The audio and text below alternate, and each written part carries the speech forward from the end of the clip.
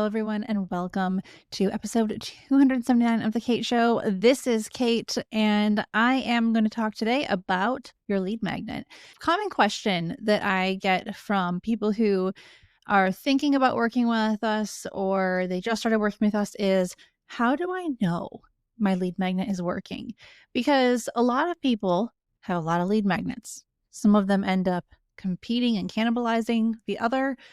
Some of them just don't have good offers, and some of them are really solid lead magnets, but they are buried on the website of the business, or they're just not being promoted in the right ways or in the right places.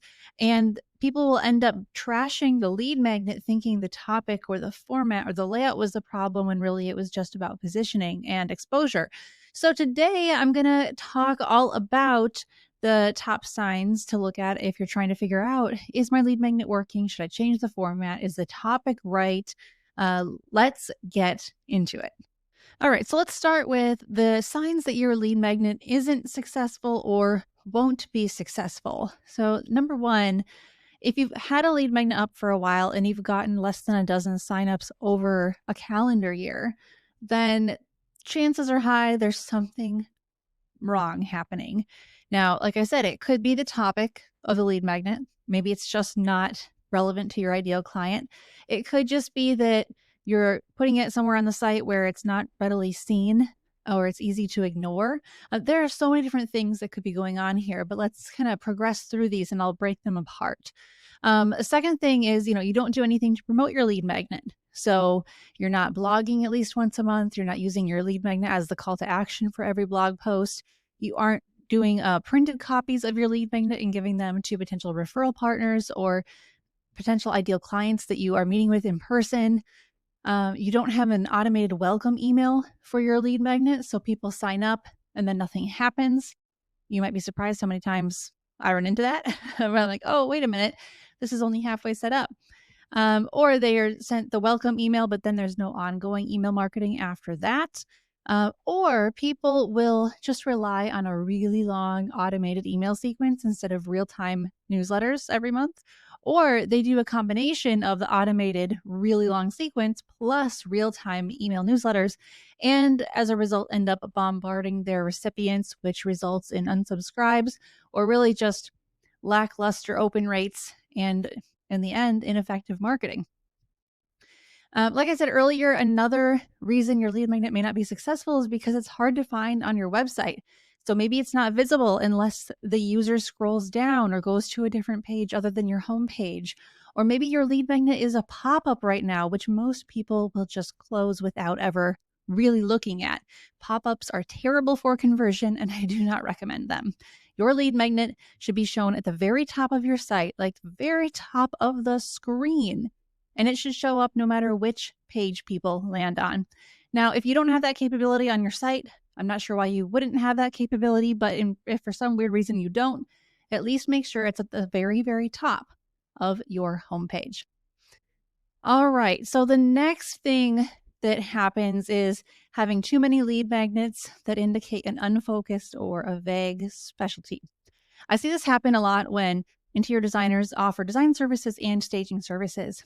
They create lead magnets for both, and then they're like, well, I don't know where to put both of these now.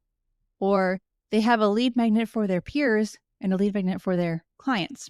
And they're like, I don't know. I guess one will go on the services page and one will go on the home page. Like I said, the problem with that is if your lead magnet's not on the home page, it's probably not going to be effective. People aren't going to see it. They're not going to sign up for it. So pick one lead magnet, just one. And if you've got multiple audiences you're trying to target, pick one. You should have one primary ideal client so that you don't run into the issue of trying to market to too many different demographics at the same time. That will confuse you and it will confuse them. And it will also prevent you from ever having some sort of specialty that you can become known for, because really you're trying to be too general. Another issue that people have with their lead magnets is it's DIY focused or quiz based. Quiz based things naturally attract a DIY market anyway, so I would stay away from quizzes, even though I love platforms like TryInteract. I think they're really cool. If you are focusing on the DIY market, go that route for sure. But if you're looking for high-end residential projects, as an organizer, designer, stager, or window treatment professional, don't go the easy route of the quiz or the DIY focused topics. Now, an example of a DIY focused lead magnet that teaches your client how to do something without you. Okay. So, how to pick a color palette, how to figure out your design style, all those little how to's might seem very trendy and cute on Instagram and Pinterest, but they attract the DIYer. They repel the full service client. And in the end, they do not get you where you want to go in your marketing. The other thing that might be happening is your lead magnet is not addressing your ideal client's pain points, or it's not explaining the benefits of your services, or it's not showcasing your work, or maybe it's something as simple as it doesn't include images of you, or it doesn't end with a strong call to action that tells people what to do once they have looked through your lead magnet. Okay, so there's a lot of ways to improve an existing lead magnet, but most often I find the issue is that the topic is DIY unintentionally and the placement is incorrect. Fix those two things and you're going to see a difference. Now, here are some good lead magnet formats to consider. You could do a video. I know a lot of people are like, "Oh, I don't want to do a video. That's scary. That's nerve-wracking." Honestly, guys, take out your phone, hold it up and start talking. Talk for 2 minutes. That's your lead magnet. Or you could do what I'm doing. Grab a really great webcam, and you don't even need a microphone. A lot of webcams have built-in microphones. And just sit in front of your computer and chat. Tell people about your pricing and your services and your specialty. Or if you're like, no, I really, really don't want to do video, then you could do a PDF. Now, that could be a digital PDF that is delivered via an email automation. That's typically what our clients end up doing with us. Or they will also do a printed version of that PDF and give it to select referral partners or potential clients in person. And that's the cool thing about the lead magnets that we offer. They can be used digitally or in print format. Okay, so if you're going to go the PDF route, digital or print, it should be at least 3 pages long. And here are the order of the pages. Now, I'm going to list off more than 3 pages. You can pick what you will. There should be a magazine style cover, very aesthetic, very pretty. Then the next page should be about you, meet the owner, and then about our clients, and then about our services and pricing, and then a featured project, and finally a call to action on the contact page that tells the reader what to do next. Okay, there are a lot of great lead magnets out there that don't include a photo of the owner, person who's actually going to be doing the work, and they don't have a call to action. And that makes these lead magnets completely useless when they could have been great. A lot of people are so close to having good lead magnets. Okay, some effective lead magnet topics include an investment guide, which explains your process, your services, your pricing, a client guide, which is a deeper look into your process, more granular than an investment guide. You can go deep into how do you handle back orders? What if the dye lots change on the fabric that you're using to create their drapery or their upholstery or whatever? Or you could do a general guide, like busting myths about your industry, sharing photos of your work, and sharing a brief overview of your services. Now, all of that can be made into a video as well, but generally I know people like the PDF route. It's more comfortable for most people. And we have lead magnet templates available in the vault. So if you go to socialitevault.com, you can check out everything that we have there. But we use Canva largely for lead magnets because we can do a print PDF from there, digital PDF. We can collaborate with our clients on their lead magnets. We can combine an investment guide and a client guide into a very nice, robust document. But we don't want to get too robust because if you have a 20-page lead magnet, who honestly has time to look through all that? Nobody. So try to keep your lead magnet like 3 to 10 pages long. If it gets longer than that, chances are you're including things that really aren't necessary. All right, so that's the long and short of, is your lead magnet working? Here's why it might not be. And here are some good topics and formats for you to consider. All right, so now let's talk about what you should do once your lead magnet is created. what are the next steps? Okay, well, you need to first set up a welcome email automation. I prefer to use MailChimp or Flowdesk for this. It's super easy in either platform. And you'll need to have a welcome email that is branded to your business. It looks very professional. And there should be a button in there that you can link the PDF to. Now, this is something that we do for our clients because it can get a little bit techy. Some people just don't want to even bother messing with stuff like that. And I totally understand. But I'm going to tell you guys, for those of you who might want to try to tackle it yourself. So in Flowdesk or MailChimp, you create an email template. You make sure that it looks good, include a photo of yourself, a short bio, a little bit of about how you work with clients. And the headline of it should be something like welcome to your business name. And then there should be a button that lets people click and download your lead magnet. Now, this welcome email should automatically be sent right away to anyone who signs up for the lead magnet on your website. So now you have to go over to your website and install a sign up form. So Flowdesk makes this really easy. You can embed different forms with them. But if you're looking for a more direct integration, MailChimp has a lot of direct integrations. And personally, I'm still using them. Actually, I use MailChimp and Flowdesk, and we are pro partners with both platforms. So I can't really even recommend one over the other at this point. They're both great. They are better than what I have found with ActiveCampaign or ConvertKit, which tend to have way more features than you need, and you end up paying too much for it. So I digress. Go to your website and connect the form. Make sure, like I said earlier, that people see this form at the top of your website, at the top of every page of your website, or at the very least at the top of your homepage. And it should be a little headline bar, and it should be text pitching the lead magnet. So if you go to katethesocialite.com, you'll see I did this for myself. It's about creating a marketing content strategy, and you can go click that. Once you enter your email address, you can watch the video where I walk you through how to create your marketing plan. By the way, that might be a good thing for you guys to actually go do. And then once you sign up, you can access the video. Mine is in video format, but then you're also sent a welcome email that tells you more about, what you might need to know. And that is what you should be doing with your own lead magnet. But should you just let your lead magnet sit there? No, not necessarily.